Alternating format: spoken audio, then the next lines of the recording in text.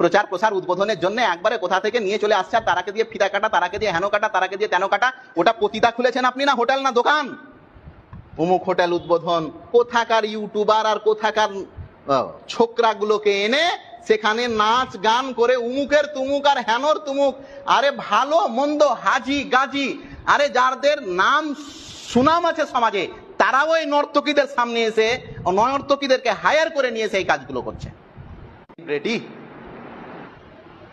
নাম দিয়েছে কি? প্রচার প্রসার উদ্বোধনের জন্য একবারে কোথা থেকে নিয়ে চলে আসছে, আর তারাকে দিয়ে ফিতা কাটা, তারাকে দিয়ে হেন কাটা, তারাকে দিয়ে তেন কাটা। ওটা পতিতা খুলেছেন আপনি, না হোটেল না দোকান? যতজন ওই বিটিটা পাপ হয়, তো এই কোটিটা পাপের মধ্যে আর 1 কোটি পাপ আপনার ঘাড়ে চাপবে। আপনি কত বড় মোত্তাকি আর পরহেজগার, ওটা বাদ দেন। নাউজুবিল্লাহ।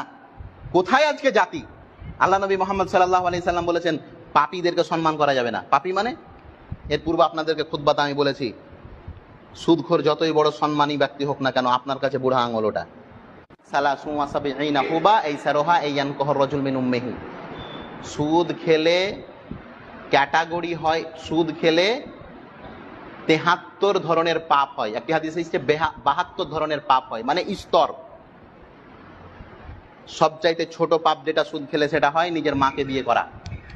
যারাই সুদের লেনদেন করছেন, আবার সুদকে ব্যবসা বলিয়েন না, সুদ ব্যবসা নয়। সুদ কি?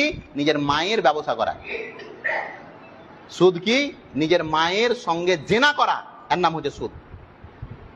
নবী মুহাম্মদ এর জন্য কোন সুদখোরকে বড় চেয়ার দেওয়া যাবে না, কোন সুদখোরকে সম্মান জানানো যাবে না। আপনি সুদখোরকে সম্মান দিলেন না, আপনি সুদের যারা কাজ করে তাদেরকে আপনি সম্মান দিলেন। মানে পাপীকে সম্মান দেওয়া মানে পাপকে সম্মান দেওয়া। আপনি একটা নামাজিকে সম্মান দিলেন তো কি লোকটাকে না, ওর গুণকে আপনি সম্মান দিলেন। একটা ভালো হাজি গাজি, ভালো সুন্দর মানুষ, এই লোকটাকে আপনি চা খাওয়ালেন, চা পান করালেন, একটু সম্মান দিলেন, ভালো করে কথা বলবেন।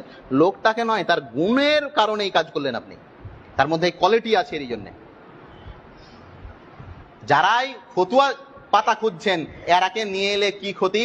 আমি বলেছি যারা নর্তকীদের ব্যবসা করে তাদেরকে সম্মান দেখানোটাই হচ্ছে পাপের কাজ। আপনি দেখতে কেন গেলেন? ওই বেহায়া বেশরম যারা নিজের শরীরের পরিচর্যা করে, শরীর দেখিয়ে টাকা ইনকাম করে, তারাকে মানুষ বলে?